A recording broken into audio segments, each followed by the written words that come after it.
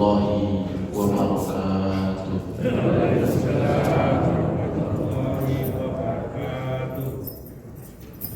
Innal hamdalillah nahmaduhu wa nasta'inuhu wa nastahdihi wa nastaghfiruhu wa natubu ilayh. Asyhadu an la ilaha illallah wahdahu la syarika lah wa asyhadu anna Muhammadan abduhu wa rasuluhu la nabiyya ba'dah.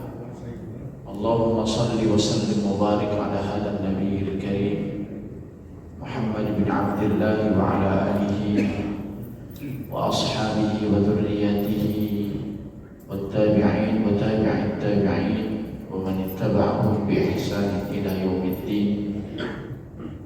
Wa ba'du, fa ya ibadallah, usikum wa iyaya nafsi bitaqwallah wa ta'atihi la'allakum tuflihun la'allakum turhamun. Wa qala jalla wa ala fi muhkami tanzilih, a'udzu billahi minasy syaithanir rajim, ya ayyuhalladzina amanu taqullaha haqqa tuqatih wa la tamutunna illa wa antum muslimun. Wa qala aidan ya ayyuhalladzina amanu taqullaha wa qulu qawlan sadida yuslih lakum a'malakum wa yaghfir lakum dhunubakum wa man yuti'illaha wa rasulahu faqad faza fawzan 'azima. Pertama-tama mari kita panjatkan puji dan syukur kehadirat Allah Subhanahu wa taala atas segala limpahan karunia dan rahmat-Nya kepada kita semua. Salawat beriring salam semoga tercurah limpahkan selalu kepada junjungan kita Nabi Muhammad sallallahu alaihi wasallam, kepada seluruh para sahabat, para pengikut-pengikut beliau ila yaumil qiyamah. Ma'asyiral muslimin wal muslimat rahimani wa rahimakumullah. Alhamdulillah, di pagi hari ini Allah masih memberikan kita kesempatan, masih memberikan kita nikmat, masih memberikan kita anugerah berupa kehidupan, sehingga kita bisa bangun dari tidur kita, bisa hidup dari mati kita. Dan harapan semoga di pagi hari ini dengan aktivitas kita yang positif, dengan aktivitas kita yang baik akan menghantarkan kebaikan bagi kehidupan kita di hari ini khususnya dan selanjutnya dan selanjutnya.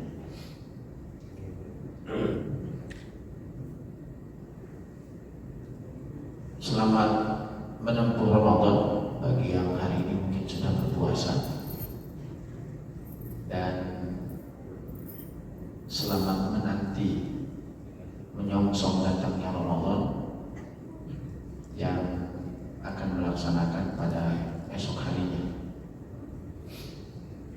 Tidak ada masalah, tidak ada problem yang salah yang kagak puasa. Semuanya punya alasan, semuanya punya dalil, saling menghormati perbedaan. Yang mudah-mudahan puasanya beda, lebarannya sama. Mudah-mudahan. Ya kan, kalau ramai mah enak ya.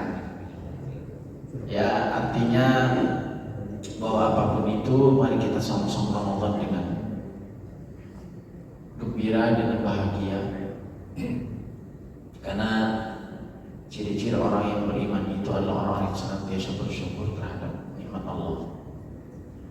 Salah satu bentuk nikmat Allah itu adalah ketika Allah memperkenankan kita untuk bisa merasakan, bisa menikmati lezatnya ibadah di dalam bulan Ramadan. Tentu dengan harapan bukan hanya akan berlipat ganda amal soleh kita, tapi kita berharap dari hati yang paling dalam, dari diri kita, jiwa yang penuh dengan kesalahan dan kemaksiatan, media yang Allah siapkan melalui Ramadan ini adalah media ampunan, sehingga mudah-mudahan kita diampuni segala dosa-dosanya. Karena tidak ada orang yang paling rugi. Di antara ciri-ciri orang rugi, kata Nabi SAW, adalah orang yang memasuki Ramadan namun dia tidak mengisi Ramadan dengan sebaik-baiknya, sehingga ketika Ramadan selesai, fa idzan salakha falam yughfar lahu,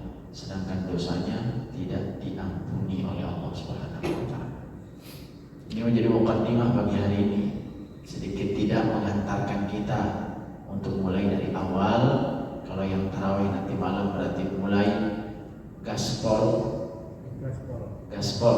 Jadi kalau gaspol, kalau kemarin sudah digas sebenarnya, tapi kalau malamnya sudah mulai gaspol. Karena apa? Karena waktu Ramadan itu tidak banyak. Ramadan itu cepat, meskipun terhitung sebulan itu nggak terasa perjalanannya. Udah sehari, udah 10, udah 15, udah 20, udah lebaran. Ya, karena memang tayangan-tayangan televisi juga sering kita lihat tadi ini. Baru mulai Ramadan sudah iklan sarung.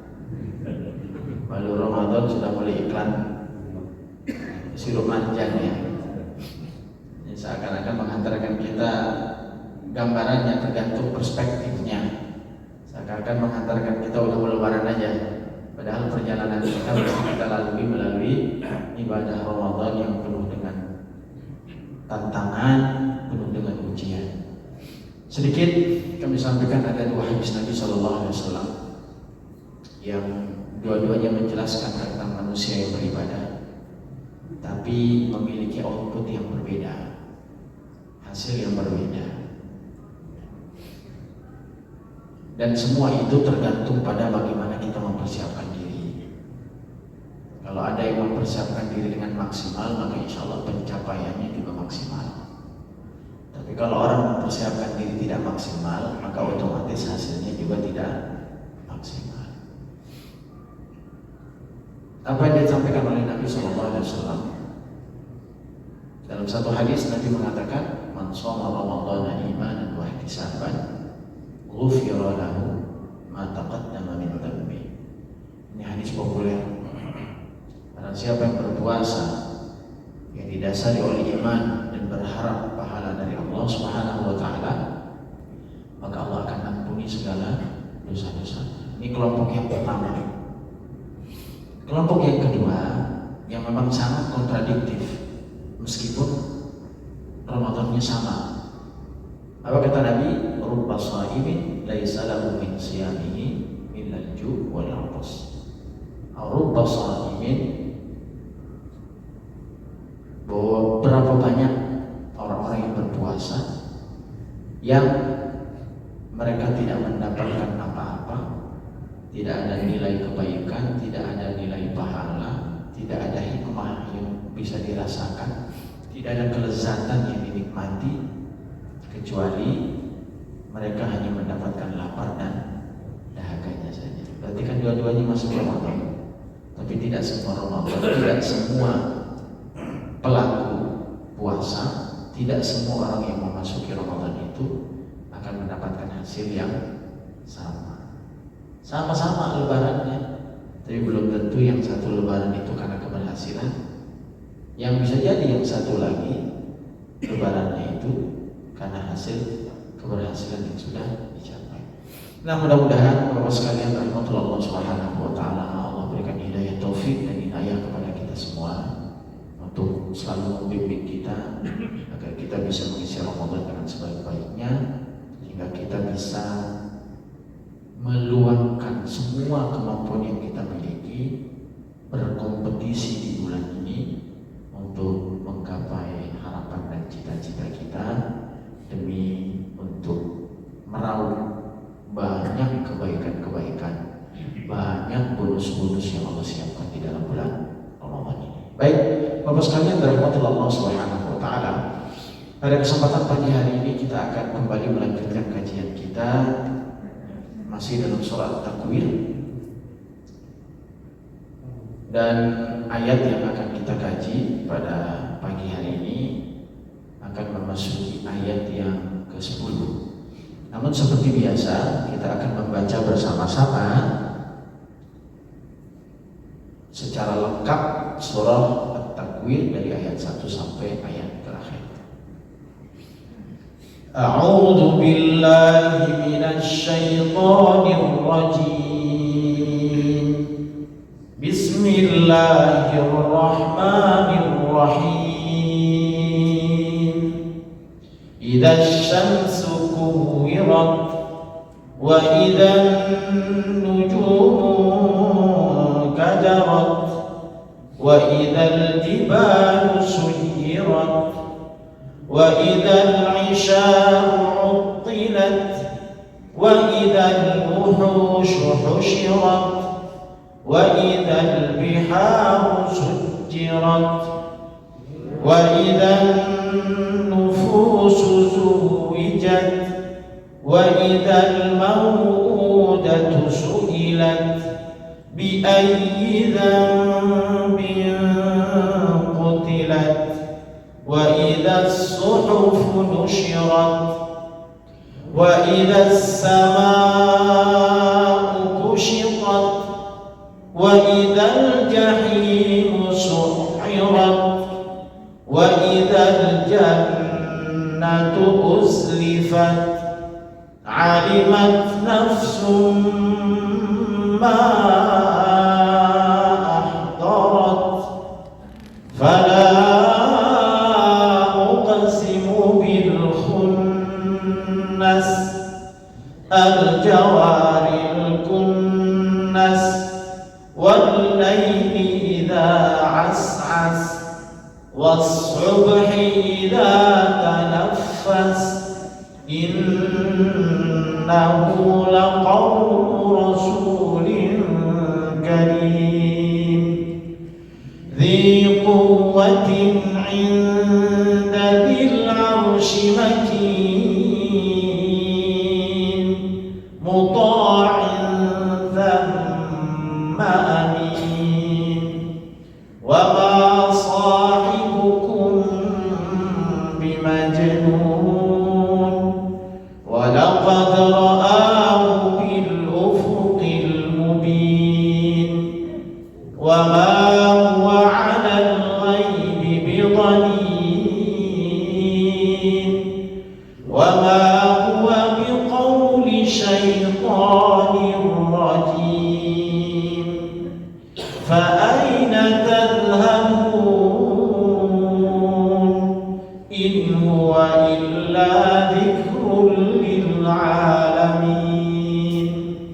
لمن شاء منكم أن يستقيم وما تشاءون إلا أن يشاء الله إلا أن يشاء الله رب العالمين. Ma'asyiral muslimin rahimani wa rahimakumullah. Pada ayat sebelumnya Allah Subhanahu wa taala pernah menjelaskan kepada kita semua sesungguhnya nanti di akhir kejadian-kejadian hari kiamat itu kedahsyatan-kedahsyatan alam semesta ini yang terjadi menjadi bagian dari rentetan-rentetan hari akhir yang sejak ayat pertama, dari ayat pertama sampai dengan ayat ke-6 itu menjelaskan tentang keadaan alam semesta dari keutuhannya menjadi kehancuran sampai menjadi kehancuran atau sampai hancur diluluh lantahkan oleh Allah Subhanahu wa taala dengan izinnya. Kemudian ayat yang ke-7 kita pernah menceritakan tentang bagaimana keadaan manusia yang menjadi perpanjangan dari episode kehidupan dunianya, yang ternyata kedahsyatan itu tidak kalah beratnya dengan kedahsyatan yang terjadi sebelum alam semesta ini dihancurkan. Apa itu? Yaitu setiap jiwa, setiap manusia yang dikumpulkan oleh Allah Subhanahu wa taala. Masih ingat wa idzan nufusu zuwijat? Yang tafsiran yang paling mendekati menurut para ulama, meskipun banyak versi-versi dari makna zuwijat, tapi kita ambil yang paling kuat, yaitu ketika jiwa-jiwa manusia itu dikumpulkan dengan kelompok yang memiliki mainstream, yang memiliki mindset yang memiliki pola pikir, yang memiliki amal-amal yang sama. Bagi orang-orang yang beriman, maka dia akan dikumpulkan dengan orang-orang yang beriman. Bagi orang-orang yang baik, maka akan dikumpulkan oleh Allah dengan orang-orang yang baik pula. Tidak akan dipisahkan oleh Allah. Sebaliknya, orang-orang yang tidak baik juga akan dikumpulkan oleh Allah bersama orang yang tidak baik. Orang-orang yang berbuat maksiat di dunia, orang-orang yang hanya konsentrasi di dunia untuk mendapatkan keuntungan dunianya lalu meninggalkan akhiratnya, akan dikelompokkan oleh Allah. Sehingga paling tidak secara garis besarnya manusia akan dikelompokkan dalam 3 kelompok. Ashabul yamin wa ashabul yamin wa ashabul shimal wa ashabul shimal. Lalu kemudian as-sabiqun. Jadi orang-orang golongan kanan akan dikumpulkan oleh Allah dengan golongan kanannya. Golongan kiri akan dikumpulkan oleh Allah bersama dengan golongan kiri yang lainnya. Maka orang-orang yang dahulu pertama memeluk agama, as-sabiqun ulaika humul muqarrabun. Orang-orang juga yang akan dikelompokkan, tapi paling tidak dikerucutkan menjadi 2 kelompok. Ashabul yamin, ashabul shimal. Kelompok orang-orang yang berbuat baik dan kelompok orang-orang yang tidak berbuat baik alias berbuat dosa dan kemaksiatan. Ini kelompok-kelompoknya. Maka beruntunglah orang-orang yang dikelompokkan bersama orang yang baik. Maka berugilah orang-orang yang dikelompokkan dengan orang-orang yang tidak baik. Dan tentu pengkelompokan tersebut erat hubungannya dengan kehidupan dunianya. Jadi pengkelompokan di akhirat itu adalah hasil dari apa yang sudah diupayakan ketika hidup di dunia. Maka kita berharap di dunia ini ya Rasul memerintahkan kepada kita agar kita berteman, bersahabat dengan orang-orang yang baik. Standar orang-orang baik itu apa sih? Paling tidak satu yang akan representasi dari makna orang-orang baik itu adalah orang yang senantiasa menghantarkan kita untuk dekat kepada Allah Subhanahu wa Ta'ala. Jadi kalau ada sahabat yang membuat kita dekat dengan Allah, mengenal Allah, membuat kita kemudian gemar beribadah, maka paling tidak itu menjadi indikasi sahabat-sahabat yang baik. Jadi bukan sahabat yang selalu mengamini, bukan sahabat yang selalu mengiyakan apapun yang kita lakukan mesti perbuatan kita salah. Tapi biasanya yang dicari sahabat yang begitu, yang nggak pernah nyalahin, yang nggak pernah ikut campur urusan orang, gitu ya. Biasanya kita cari begitu. Kalau ada yang ikut campur urusan kita, apalagi kalau urusan privasi atau urusan ibadah, apa hubungannya sama urusan ente? Kita paling sakit hati kalau disuruh, masalah apa enggak? Urusan sama urusan gua. Jarang kita pengen cari yang begitu. Kita nyarinya yang ngaminin aja, udah biarin dah. Dia mau ngapain, biarin aja udah. Padahal itu adalah persahabatan yang tidak baik. Persahabatan yang baik adalah, siapa itu persahabatan yang baik? Saling menasihati dalam kebaikan dan saling menasihati dalam kesabaran. Al-akhillah, orang-orang kemudian di dunia ini nanti akan dipisahkan oleh Allah Subhanahu wa Ta'ala di akhirat. Meskipun sangat dekat antara satu dengan yang lain, akan tetapi kalau kedekatan itu tidak didasari karena Allah, maka sungguh persahabatan itu hanya akan berakhir di dunia saja. Illal muttaqun. Maka sedekat apapun di dunia ini, kalau dasarnya itu, dorongannya itu, motivasinya itu bukan karena Allah, maka persahabatan itu akan berhenti. Kapan terhentinya?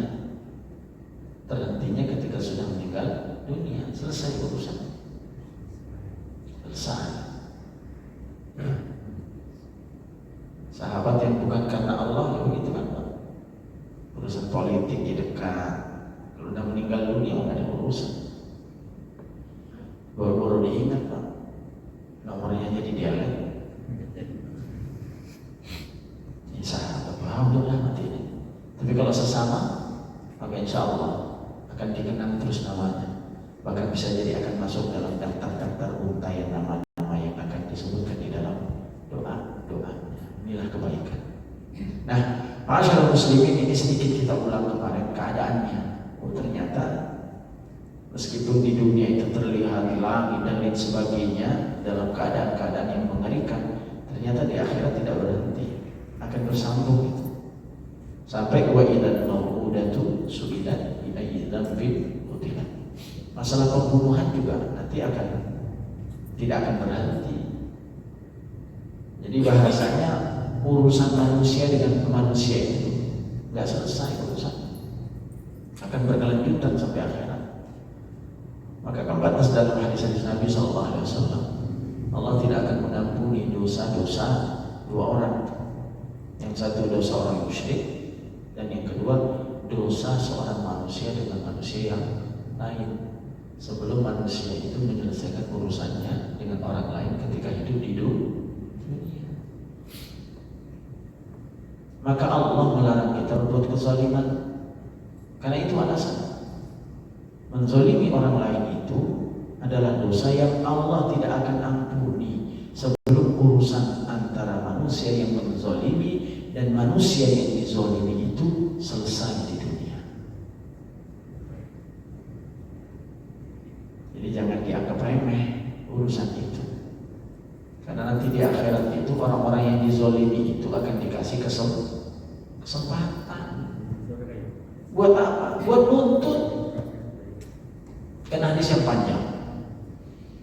Masih ingat seseorang yang meninggal dunia, lalu ketika Rasul bertanya kepada para sahabatnya terkait dengan orang yang bangkrut, manil muflis? Qalu, para sahabat kemudian menjawab, orang-orang yang tidak memiliki harta di antara kamu. Dirhamun wa mata', orang yang nggak punya dirham, nggak punya harta perniagaan, nggak punya kekayaan, itu yang bangkrut, kata para sahabat. Ternyata persepsi Nabi berbeda. Yang disebut dengan bangkrut itu adalah orang yang membawa pahala sholatnya, puasanya, zakatnya, hajinya, meninggal dunia, tapi berbarengan dengan kebaikan itu ada kezaliman yang dia bawa. Dia menyakiti orang, menggunjing, mencaci maki, membunuh, menuduh orang bersalah padahal tidak bersalah, mengambil harta anak yatim, menjadi sebab lahirnya pertumpahan darah, namimah, mengadu domba. Maka orang tersebut nanti di akhirat sebelum dimasukkan ke dalam surga, sebelum dimasukkan atau berangkat kakinya melangkah, maka orang-orang yang dulu pernah dizalimi itu akan datang menuntut di hadapan Allah. Ya Allah, jangan masukkan si fulan ke dalam surga. Karena apa? Karena dulu daraba hadza wa syatama hadza wa qadhafa hadza wa akala mala hadza. Karena dulu dia makan harta yang bukan hartanya, dulu dia mencaci maki, maka hari ini Allah minta balas keadilan. Hingga apa yang terjadi? Pahala orang-orang yang membawa pahala sholat, zakat itu kemudian diambil oleh Allah dan dilimpahkan kepada orang-orang yang pernah ia zalim. Sampai pada akhirnya nilai-nilai amal ibadahnya habis. Tapi ternyata tuntutannya masih ada. Bagaimana cara penyelesaiannya? Apa yang kemudian dilakukan? Dosa-dosa orang yang dizalimi itu diambil oleh Allah dan ditimpakan kepadanya. Maka inilah yang disebut dengan bangkrut. Modal habis, utang banyak. Karena modal habis, mending kalau utang banyak tapi modal masih ada, itu balance. Ini modal habis, utang, tak bagaimana membayar. Inilah keadaan di akhirat nanti. Nah, termasuk yang akan ditanya itu adalah anak-anak yang dikubur, yang dibunuh hidup-hidup. Jangan dianggap remeh. Ketika anak-anak itu hanya bisa menangis, tapi ternyata mereka tidak akan menjadi saksi di akhirat nanti, akan jadi saksi. Maka itu banyak terjadi sekarang. Apa dosa kamu sehingga engkau dibunuh? Apa dosa kamu sehingga engkau dibuang oleh orang tuamu? Apa dosa kamu sehingga engkau diterlantarkan? Kalau saya memahami, walaupun kemudian secara definitif mau kuda itu yang dikubur hidup-hidup, tapi bisa jadi maknanya itu kan jismani. Ada juga yang makna ruhani. Ruhani itu artinya apa? Anak yang diterlantarkan oleh orang tua, yang tidak pernah dikenalkan Allah kepadanya.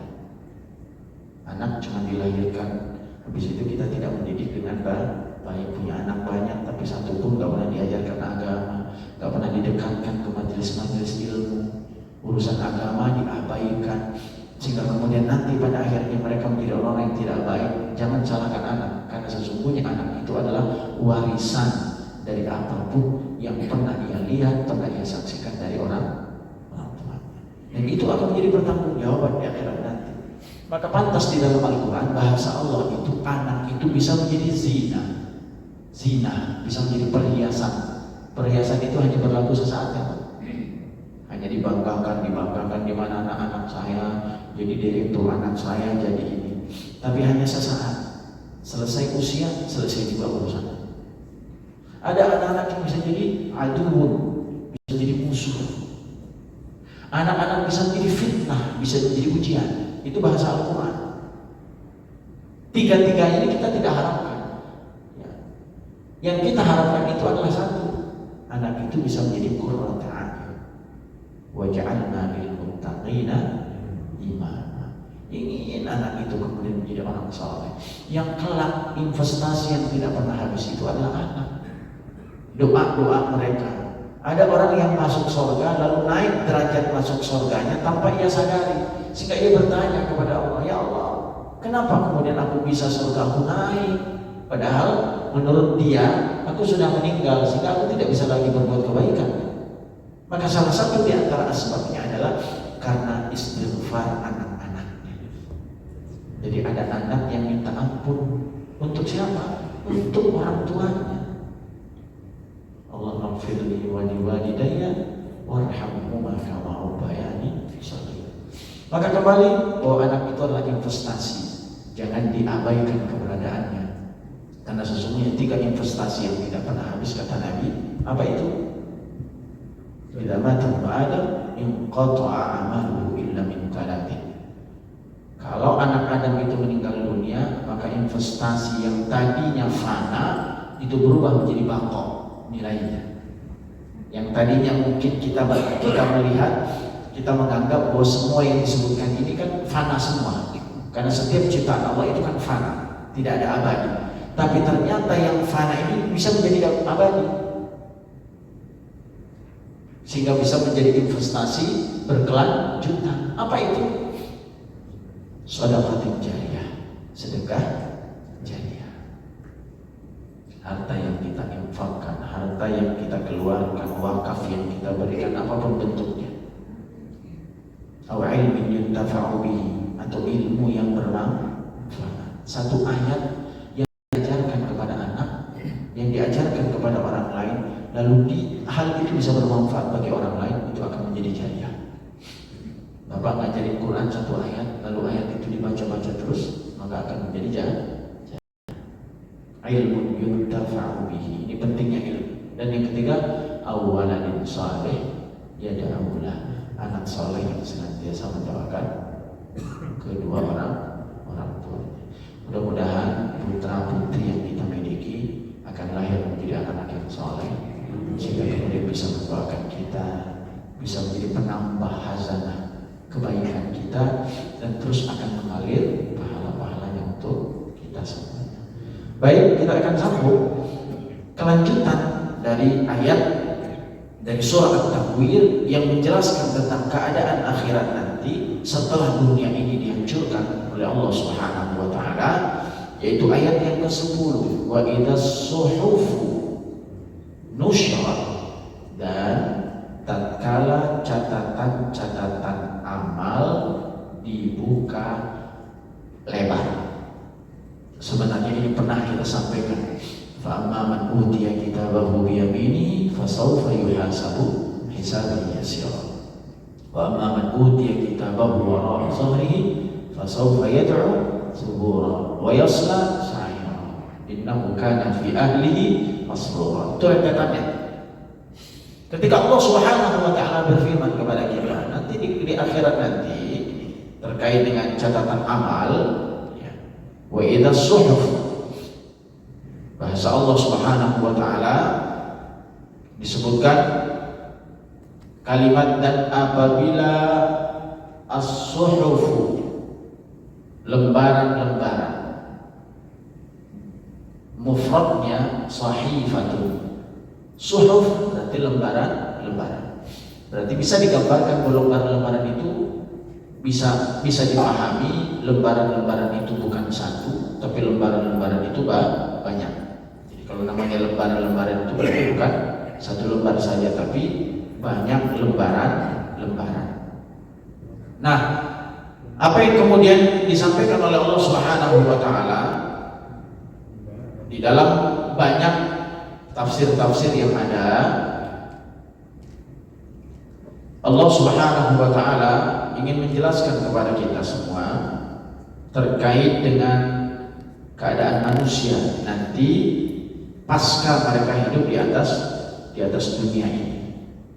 Ketika Allah Subhanahu wa taala akan memberikan kepada mereka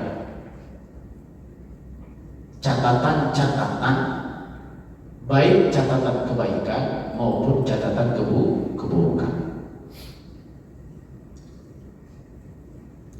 Bahkan di dalam tafsir yang lain selain Ibnu Katsir, Imam Al-Qurtubi mengatakan bahwa makna dari wa idza suhuf nusyirat itu gambarannya bahwa lembaran-lembaran catatan amal yang berada di tangan para malaikat ditutup tatkala seorang meninggal dunia, dan tatkala hari kiamat dibuka kembali. Ini menurut Imam Al-Qurtubi, untuk dilihat olehnya hasil catatan-catatan amalnya selama hidupnya.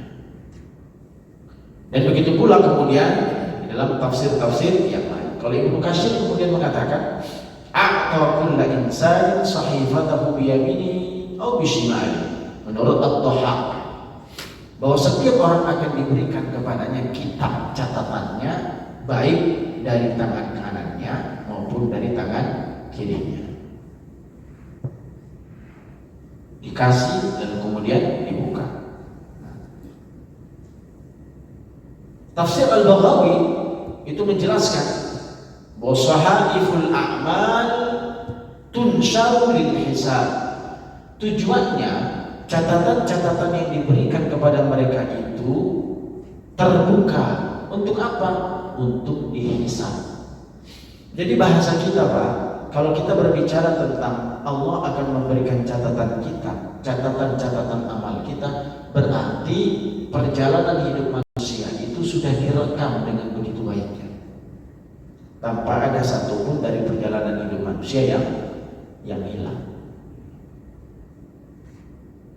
Lengkap, detail catatan-catatan tersebut, sehingga bayangan kita, kalau seandainya catatan-catatan yang Allah berikan kepada kita itu nanti di akhirat itu dibuka, maka setiap orang itu akan diberikan kitabnya masing-masing. Dan kitab masing-masing itu disuruh untuk dibaca secara detail, secara lengkap, dan cukup bagi setiap orang itu akan menghisab amal perbuatan mereka masing-masing. Bal yuridu kullu imri'in minhum an yu'ta suhufan munashsharah. Di dalam surah Al-Muddathir Allah sampaikan bahkan tiap-tiap orang dari mereka berkehendak supaya diberikan kepadanya lembaran-lembaran yang terbuka. Pada pertemuan yang lalu pernah kita sampaikan bahwa ada beberapa alasan sehingga kita bisa meyakini bahwa sesungguhnya catatan-catatan Allah itu begitu sempurna. Satu, karena Allah Maha mengetahui terhadap segala amal manusia. Kedua, yang mencatat perbuatan buruk dan baik kita juga adalah para malaikat. Ada laporan-laporan amal manusia kepada Allah. Ada laporan amal hariannya, pekanannya. Bahkan ada laporan tahunannya. Ya, kalau bahasa kita kan kalau di sekolah saja yang sudah detail dengan laporan demikian itu pasti sudah lengkap Pak penilaiannya. Kalau penilaian hariannya ada akan menambah penilaian sekolah. Ada penilaian semester, ada penilaian akhir. Nah, semua itu diakumulasi. Ini kalau hitungan dunia nih. Kalau dunia sekolah kan begitu. Penilaian harian ada guru nilai harian ini ada anak bagaimana, semangat anak, kepintarannya secara kognitifnya bagaimana, ada hariannya. Nanti kemudian ada ujiannya. Ya, ujiannya bisa jadi ujian tengah semester, ujian akhir semester. Baru kemudian diakumulasi secara keseluruhan nilai akhirnya seperti apa. Nah, ternyata laporan-laporan itu juga sama sesungguhnya. Ya ta'aqabun. Malaikat itu diturunkan oleh Allah berganti-ganti terus. Ya ta'aqabun, enggak pernah selesai. Kapan itu? Malaikatun bin nahar wa malaikatun bil laili. Apa dibaliknya? Malaikatun bil laili wa malaikatun bin nahar. Malaikat malam, malaikat siang. Jadi bergantian. Lalu setelah itu mereka naik ke Allah melaporkan setiap amal manusia itu. Dan Allah bertanya kepada malaikat-malaikat itu, "Wa kaifa taraktum ibadi?" Bagaimana kau tinggalkan hamba-hambaku itu? Dalam keadaan apa kau tinggalkan? Malaikat kemudian bersaksi. Ini persaksian malaikat yang jujur, yang benar, sesuai dengan keadaan manusia itu. Maka beruntunglah bagi orang yang dilaporkan dalam keadaan sesuai dengan hadis ini. Apa hadisnya? Aku datangi dia dalam keadaan sholat dan aku tinggalkan dia juga dalam keadaan sholat. Beruntung Pak ya, ketika malaikat datang sedang sholat, kita ditinggalkan oleh malaikat sedang sholat. Lalu bagaimana kalau seandainya malaikat datang, manusia itu sedang bermaksiat, lalu ditinggalkan oleh malaikat juga sedang dalam keadaan bermaksiat? Jadi ini menjadi motivasi pendorong bagi kita semua. Pengetahuan Allah Subhanahu wa taala yang detail, alim, khabir, basir, ditambah lagi dengan para malaikat-malaikat yang memang ditugaskan oleh Allah Subhanahu wa taala untuk mencatat amal manusia. Ini membuat kita, memotivasi kita bahwa tidak ada setiap waktu kesempatan kecuali Allah mengetahui setiap amal perbuatan kita, setiap detik, setiap menit. Maka modal kita itu kan waktu sesungguhnya. Kalau kita mampu menjalani waktu itu dengan baik, maka beruntung manusia. Tapi barang siapa yang menyia-nyiakan hidup dan kesempatan yang Allah berikan, maka merugilah manusia. Satu detik bisa menjadi asbab seseorang berubah, yang tadinya menjadi ahli neraka menjadi ahli surga. Satu detik pun bisa berubah, yang tadinya ahli surga bisa menjadi ahli neraka. Sama dengan amalan-amalan yang kecil yang mungkin dianggap remeh oleh orang lain, tapi amalan-amalan kecil itu bisa menyelamatkan manusia dari neraka. Pernah dengarkan hadis Nabi, ittaqun nar walau bisyikki tamratin. Hindari diri kalian dari neraka, hindari diri kalian dari neraka, jauhi diri kalian dari neraka. Lalu sahabat bingung mendengarkan Nabi seperti apa, bagaimana itu? Nabi mengatakan, walau bisyikki tamratin, walau hanya dengan sebutir kurma saja. Bisa jadi kalau ada orang pergi ke Tanah Abang, ada gak yang beli satu biji? Kalau paling sekilo, setengah kilo ya Pak, atau kadang-kadang 3 kilo yang langsung satu kotak kalau rumahnya Sukari. Jarang ada yang beli satu, tapi ternyata satu biji itu bisa menyelamatkan seseorang dari api. Maka beruntunglah bagi orang-orang yang kemudian oleh malaikat dicatat kebaikannya, dilaporkan amal-amalnya. Ada tekanan yang juga malaikat akan melaporkan amal manusia hari Senin dan hari Kamis. Maka Nabi mengatakan, aku tidak mau saat amalku dilaporkan oleh para malaikat kepada Allah, aku tidak dalam keadaan berpuasa. Bulan Sya'ban juga bulan dilaporkan amal manusia. Naik malaikat lalu melaporkan. Maka Nabi mengatakan, aku tidak mau saat laporan amalku itu disampaikan kepada Allah, aku tidak dalam keadaan berpuasa. Maka Nabi memperbanyak puasa pada bulan Sya'ban selain bulan Ramadan.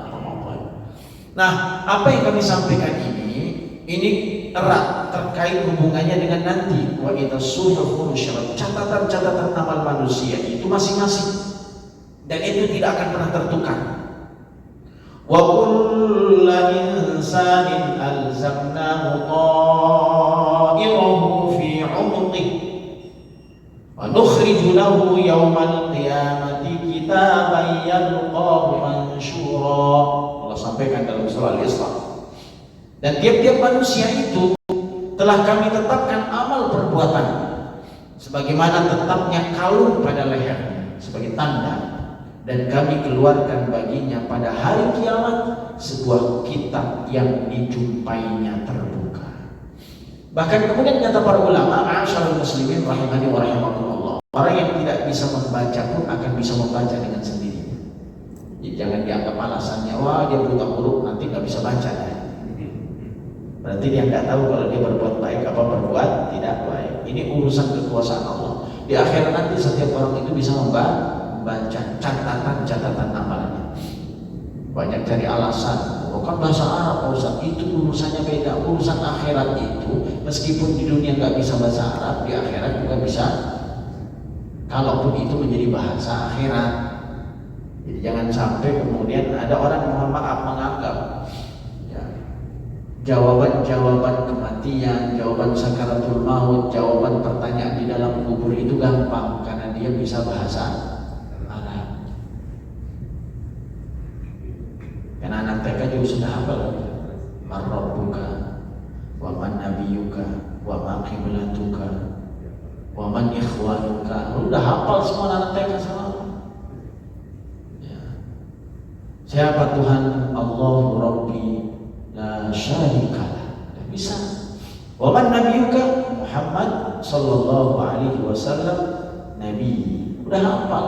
Wa ma kitabuka? Al-Qur'an kitabi. Wa man ikhwanuka? Al-muslimina wal muslimat ikhwani.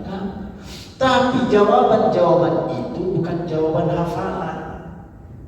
Tapi jawaban itu adalah jawaban amalan.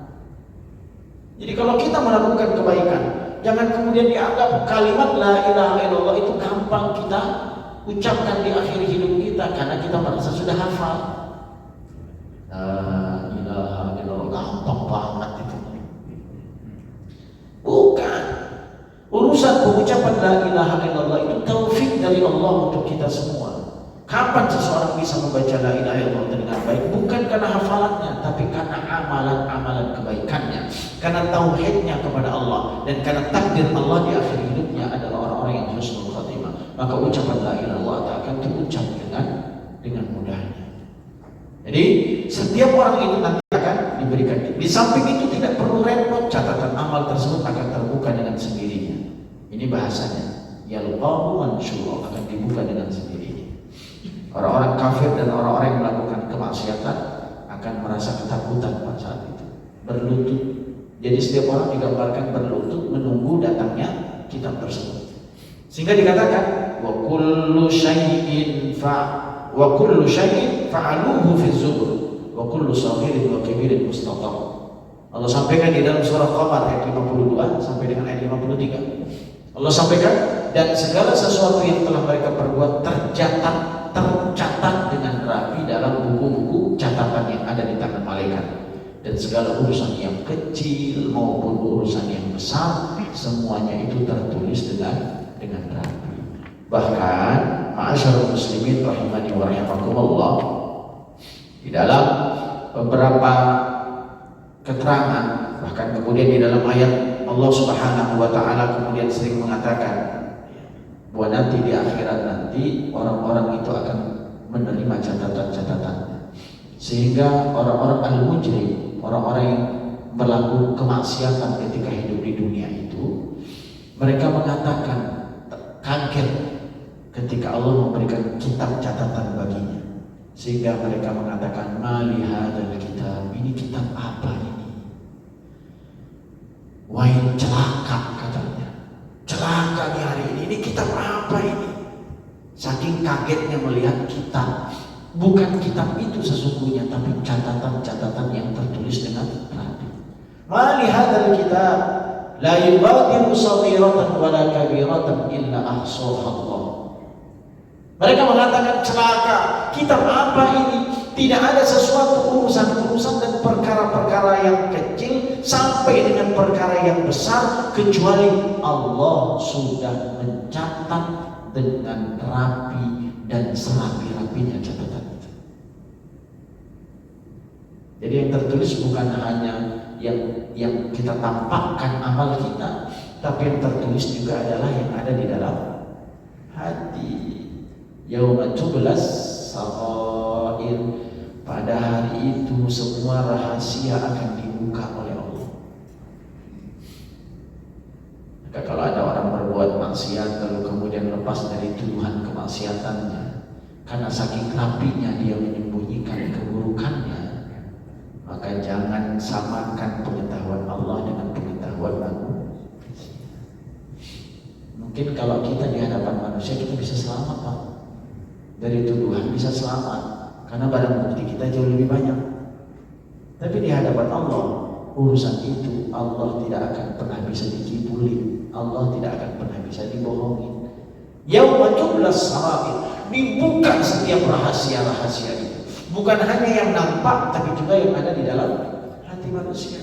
Maka bagi orang-orang yang berbuat kemaksiatan, ayyuhal mu'minun, lalu kemudian dia dengan bangganya karena dia mampu memerdekakan dirinya dari tuduhan-tuduhan manusia, karena saking rapinya dia menyembunyikan keburukan-keburukan itu, pada akhirat nanti semua keburukan yang dilakukan itu akan dibuka oleh Allah Subhanahu wa Ta'ala. Maka jangan bangga. Bagi orang-orang ayyuhal mu'minun, orang-orang yang berbuat baik di dunia, lalu orang lain tidak mengetahui kebaikannya, saking ditutupnya dengan rapi kebaikan-kebaikan itu, orang tidak ada yang menghormatinya, menyanjungnya, menyebut-nyebut namanya. Tapi ingatlah, berbahagialah, karena kalau kebaikan itu akan terungkap dan Allah akan perlihatkan kebaikan-kebaikan itu di akhirat nanti. Ini jadi motivasi, Pak. Kadang kita berbuat baik tapi kok nggak disanjung, meskipun fitrah manusia pengen disanjung. Kira-kira Bapak pengen nggak disanjung kalau berbuat baik? Kalau hatinya mah iya. Lah ayahnya minta disanjung sama anaknya, ya kan begitu. Kadang-kadang ayah nanya sama anaknya, ya anak siapa sih? Padahal itu anaknya sendiri kita. Ya anak siapa sih? Yang cantik itu pengennya kita, ya iya anak ayah yang ganteng. Jadi pengen disanjung sebenarnya sama anak sendiri disanjung. Ini fitrah manusia, Pak. Pengen diulu-ulukan, pengen disanjung, itu fitrah. Maka rentang kadang kebaikan itu karena digesek-gesek. Maka karena setiap berbuat kebaikan, maka dalam sebuah amal, dalam berbuat amal itu ada 3 yang harus perlu diperhatikan, Pak. 1, sebelum beramal. 2, saat beramal. 3, setelah beramal. Jadi hati-hati. Jadi kita tidak cukup memperhatikan sebelum beramal. Oke, ini langkah awal. Sebelum beramal itu apa langkah awal kita? Yaitu tawakal kepada Allah, doa. Rencana, tawakal, doa. Tawakal itu artinya kita serahkan kepada Allah. Ini Ramadan mau datang, tawakal, serahin sama Allah. Kita lemah, kita nggak punya apa-apa. Kita nggak akan pernah bisa melakukan apapun kecuali kita bersandar kepada Allah. Ini awal perjalanan. Lalu saat melakukan amal, perlu nggak diperhatikan? Perlu. Karena sesungguhnya amal itu tidak akan diterima oleh Allah kecuali karena 2 hal. 1, ikhlas kepada Allah. 2, mengikuti ajaran Nabi Shallallahu Alaihi Wasallam. 2. Lalu cukupkah bagi kita? Enggak. Lalu apa yang harus kita perhatikan? Lihat setelah beramal. Ini akan menentukan hasilnya. Maka kita diperintahkan untuk memperbanyak istighfar, lalu memperbanyak tahmid kepada Allah. Kenapa mesti beristighfar? Karena bisa jadi dalam pencapaian kita, dalam proses mencapai sesuatu itu, banyak hal yang kita lakukan yang terkadang salah dalam pandangan Allah. Maka ketika idza jaa nasrullahi wal fath wa ra'aitan nas yadkhuluna fi dinillahi afwaja fasabbih bihamdi rabbika wastaghfir innahu kana tawwaba. Lihat, ketika Allah menurunkan ayat An-Nasr kepada Rasulullah SAW dan pencapaian akhir Nabi itu kan Fathu Makkah. Nabi mampu menaklukkan kota Makkah. Berarti itu kan sebuah keberhasilannya. Tapi apa perintah Allah kepada Nabi SAW? Yadkhuluna fi dinillahi afwaja fasabbih bihamdi rabbika wastaghfir. Bertasbihlah kepada Allah, pujilah Allah dan minta ampun kepada Allah. Apa maksudnya para ulama? Kenapa Allah memerintahkan kita untuk istighfar padahal udah menang kan? Karena bisa jadi dalam proses menuju kemenangan itu banyak hal-hal yang kita lakukan yang bertentangan dengan nilai agama. Bukankah di dalam surah Al-Baqarah ayat 214 para sahabat-sahabat mengeluh termasuk Nabi, walladzina amanu ma'ahu mata nasrullah ala inna nasrullahi qarib. Ya Rasul juga sama. Kapan pertolongan Allah itu akan datang? Bukankah pertanyaan kapan pertolongan Allah itu akan datang itu menunjukkan ada sisi-sisi kita nggak percaya dan yakin kepada Allah?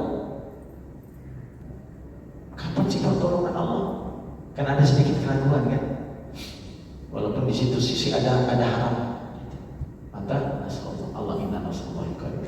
Sesungguhnya pertolongan Allah itu dekat kepada kita semua. Terakhir yang perlu kami sampaikan, ma'asyiral muslimin, ya'lamu kha'inatal a'yuni wa ma tukhfis sudur. Kita sudah sampaikan dalam surah Mu'min ayat 19, dia mengetahui pandangan mata yang khianat dan apa yang disembunyikan oleh hati.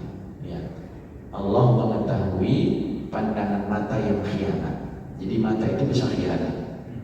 Mulut itu juga bisa khianat, meskipun tidak terlihat pengkhianatan di depan orang lain. Tapi kalau sudah mulai agak mulut agak biasanya gitu kan, menghina itu kan bisa dari mulut, bisa juga dari mata walaupun tidak diucapkan. Pengkhianat mata itu hati juga akan. Nah, intinya Bapak-Ibu sekalian rahmatullah Allah Subhanahu wa taala, Allah akan membukakan lembaran-lembaran catatan bagi kita. Maka beruntunglah orang-orang yang mengukir lembaran-lembaran itu dengan kebaikan, dan merugilah orang-orang yang mengukir lembaran-lembaran itu dengan keburukan. Semoga Allah memberikan hidayah taufik dan hidayah kepada kita semua untuk bisa mengisi lembaran-lembaran kita yang kosong itu dengan tinta-tinta kebaikan dalam kehidupan ini, sebelum Allah panggil kita menuju Allah untuk menghadap Allah Subhanahu wa taala. Demikian, mohon maaf bila ada kalimat yang kurang berkenan. Insyaallah kita sambung pada lain waktu dan kesempatan. Subhanakallahumma wa bihamdika asyhadu an la ilaha illa anta astaghfiruka wa atubu ilaik. Wassalamualaikum warahmatullahi wabarakatuh.